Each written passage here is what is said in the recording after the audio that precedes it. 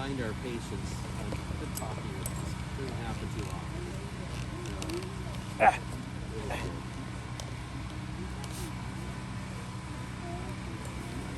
Can I photobomb? No. Photobomb. Reading the Bible in a year, day 5. Genesis 12, 13, and 14, Matthew 5, 1 through 26. God bless you, wherever you are.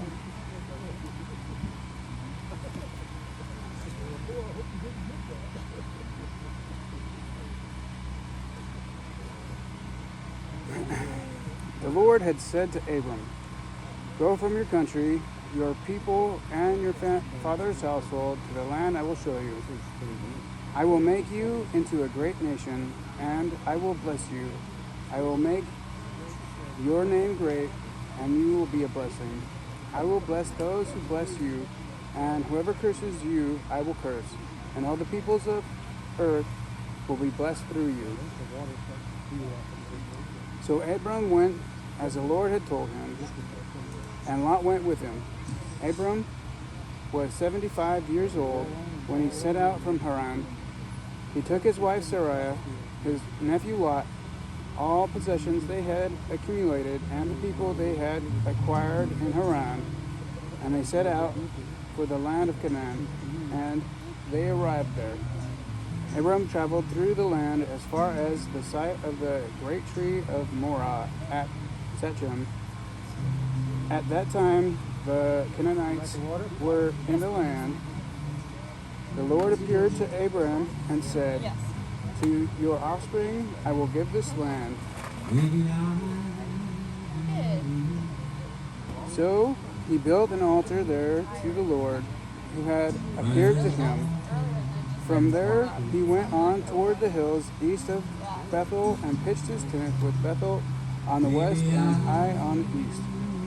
There he built an altar to the Lord and called on the name of the Lord. Then Abram set out and continued toward Negev. Now there was a famine in the land, and Abram went down to Egypt to live there for a while because the famine was severe. I'm exhausted. As he was about to enter Egypt, he said to his wife Sarai, "I know what a beautiful woman you are. When Egyptians see you, they will say, 'This is his wife.' Then they will kill me, but let you live. Say you are my sister, so that I will be treated well for your sake, and my life will be spared because of you." When Abram came to Egypt, the Egyptians saw that Sarah was very beautiful, and when Pharaoh's officials saw her, they praised her to Pharaoh, and she was taken into his palace. And Abram acquired sheep and cattle, male and female donkeys, male and female servants, and camels. But the Lord inflicted serious diseases on Pharaoh and his household because of Abram's wife Sarai. So Pharaoh summoned Abram. "What have you done to me?" he said. "Why didn't you tell me she was your wife? Why did you say, 'She is my sister,' so that I took her to be my wife? Now then, here is your wife. Take her and go." Then Pharaoh gave orders about Abram to his men, and they sent him on his way with his wife and everything he had. So Abram went up from Egypt to Negev with his wife and everything he had, and Lot went with him. Abram had become very wealthy in livestock and in silver and gold. From the Negev he went from place to place until he came to Bethel, to the place between Bethel and Ai, where his tent had been earlier, and where he had first built an altar. There Abram called on the name of the Lord. Now Lot, who was moving about with Abram, also had flocks and herds and tents, but the land could not support them while they stayed together, for their possessions were so great that they were not able to stay together, and quarreling arose between Abram's herders and Lot's. The Canaanites and the Perizzites were also living in the land at that time. So Abram said to Lot, "Let's not have any quarreling between you and me, or between your herders and mine. for we are close relatives. Is not the whole land before you? Let's part company. If you go to the left, I will go to the right. If you go to the right, I will go to the left. Lot looked around and saw that the whole plain of the Jordan towards Zoar was well watered, like the garden of the Lord, like the Lord of Egypt. This was before the Lord destroyed Sodom and Gomorrah. So Lot chose for himself the whole plain of the Jordan and set out toward the east. The two men parted company. Abram lived in the land of Canaan, while Lot lived among the cities of the plain and pitched his tents near Sodom. Now the people of Sodom were wicked and were sinning greatly against the Lord. The Lord said to Abram, after Lot had departed from him, look around from where you are, to the north and south, to the east and west. All the land that you see I will give to you and your offspring forever. I will make your offspring like the dust of the earth, so that if anyone could count the dust, then your offspring could be counted.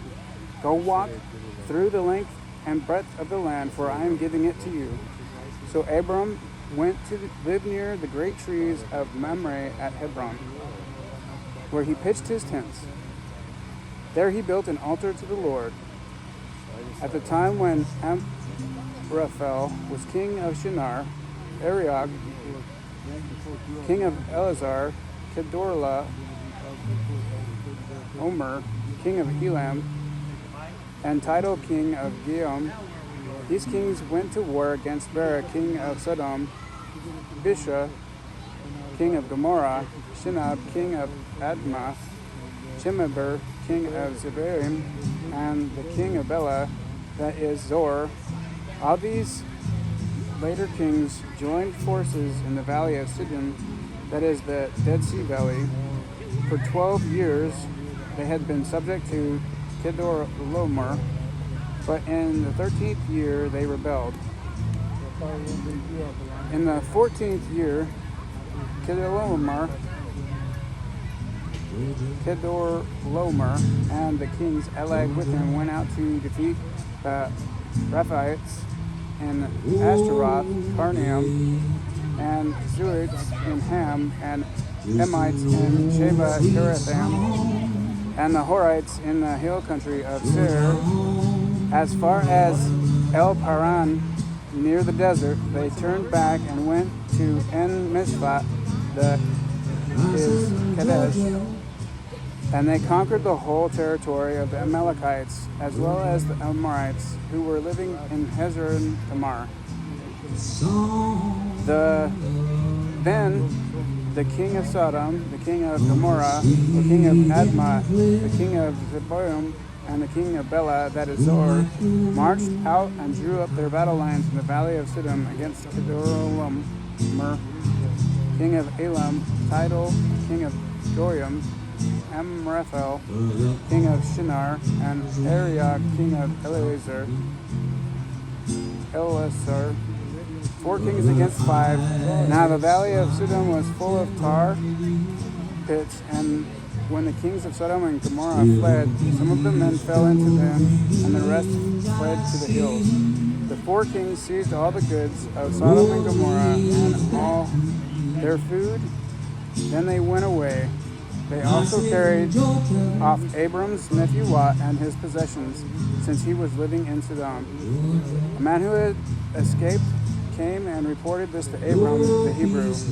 Now Abram was living near the great tree of Mamre the Amorite, a brother of Eshcol and Aner, all of whom were allied with Abram. When Abram heard that his relative had been taken captive, he called out the 318 trained men born in his household and went in pursuit as far as Dan. During the night, Abram divided his men to attack them, and he routed them, pursuing them as far as Hobah, north of Damascus.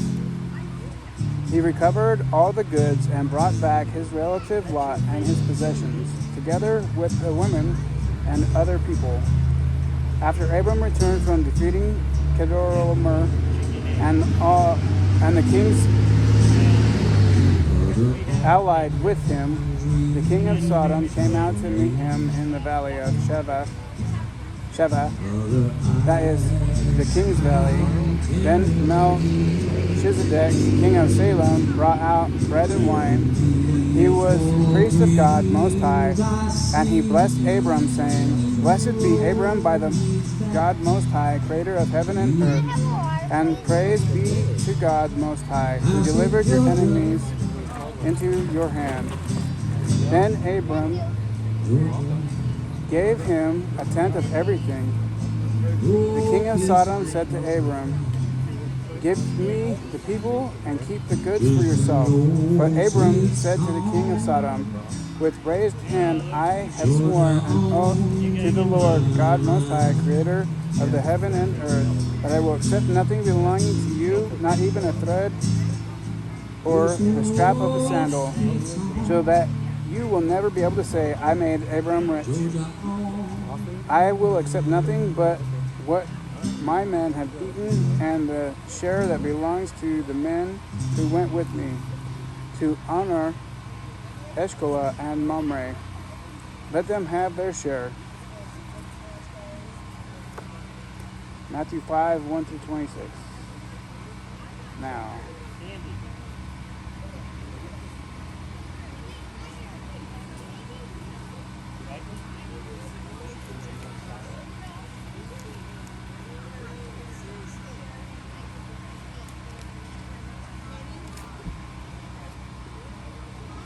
Now, when Jesus saw the crowds, he went on a mountainside and sat down.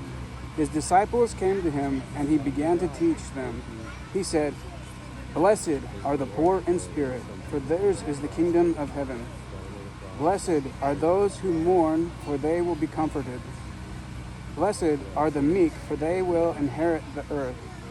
Blessed are those who hunger and thirst for righteousness, for they will be filled. Blessed are the merciful, for they will be shown mercy. Blessed are the pure in heart, for they will see God. Blessed are the peacemakers, for they will be called children of God. Blessed are those who are persecuted because of righteousness, for theirs is the kingdom of heaven. Blessed are you when people insult you, persecute you, and falsely say all kinds of evil against you because of me. Rejoice and be glad, because great is your reward in heaven. For in the same way they persecuted the prophets who were before you. You are the salt of the earth, but if the salt loses its saltiness, how can it be made salty again? It is no longer good for anything, except to be thrown out and trampled underfoot. You are the light of the world. A town built on a hill cannot be hidden. Neither do people light a lamp and put it under a bowl.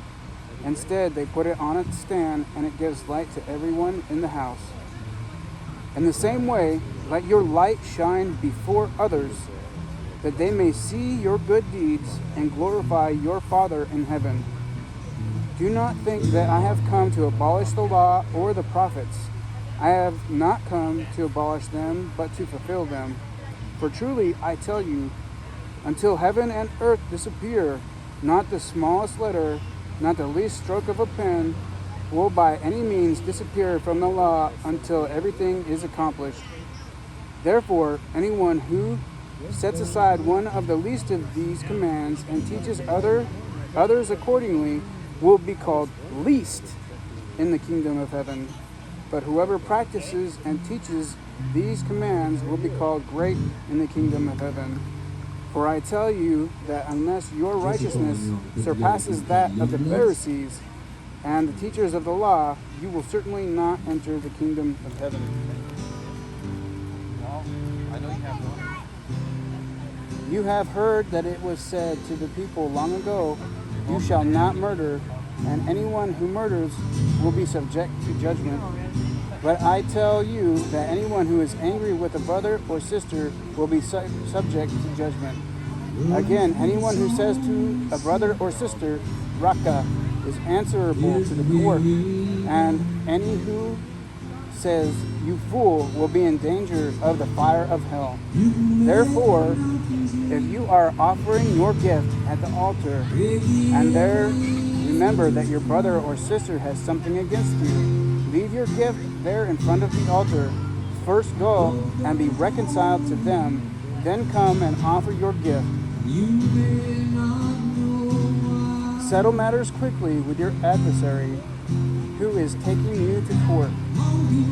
Do it while you are still together on the way, or your adversary may hand you over to the judge, and the judge may hand you over to the officer, and you may be thrown into prison. Truly, I tell you, you will not get out until you have paid the last penny. Whew. Sermon on the Mount, baby.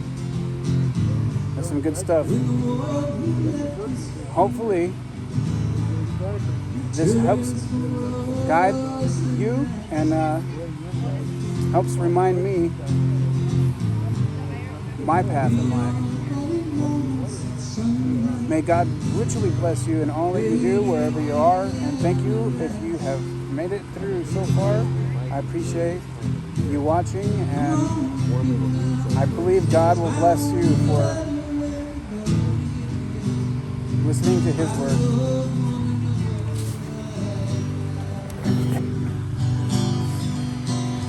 Hi guys. God bless you.